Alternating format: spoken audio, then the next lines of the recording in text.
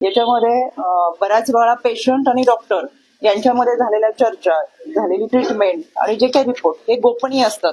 पण यामध्ये हॉस्पिटलनी स्वतःला वाचवण्यासाठी जो अहवाल सादर केला त्याच्यामध्ये बऱ्याचशा पेशंटच्या गोपनीय गोष्टी आज जाहीर केलेल्या आहेत. ते अत्यंत चुकीचं आहे. आपण पाहतोय गेले काही दिवसापूर्वी दीनानाथ मंगेशकर हॉस्पिटलमध्ये जी घटना घडली त्याचे पडसाद हे संपूर्ण महाराष्ट्रामध्ये उमटताना दिसतात.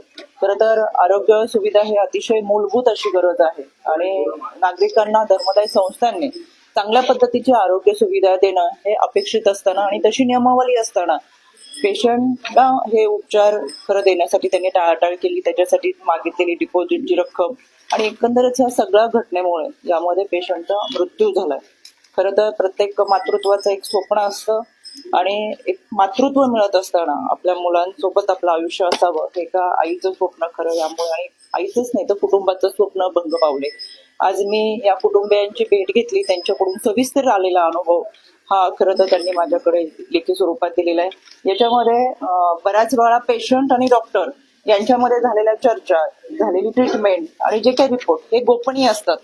पण यामध्ये हॉस्पिटलनी स्वतःला वाचवण्यासाठी जो अहवाल सादर केला त्याच्यामध्ये बऱ्याचशा पेशंटच्या गोपनीय गोष्टी आज जाहीर केलेल्या आहेत. ते अत्यंत चुकीचं आहे आणि या घटना, या गोष्टी हॉस्पिटलने खरं तर समिती समोर मांडायला पाहिजे होतं. ते सोशल मीडियाच्या माध्यमातून मांडले. त्यांना मी कडक शब्दात समज देतेच.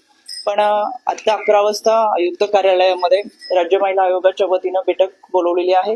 याच्यामध्ये राज्य समितीच्या वतीनं जी समिती केलेली आहे डॉक्टर राधाकिशन पवार यांच्या अध्यक्षतेखाली 4 सदस्यीय समिती आहे. त्या समितीचा राज्य शासनाचा अहवाल हा आता आयुक्त कार्यालयामध्ये सादर केला जाईल. त्यानंतर पोलीस आयुक्त आहेत, समिती आहे आणि आमच्या इतर सदस्य असतील.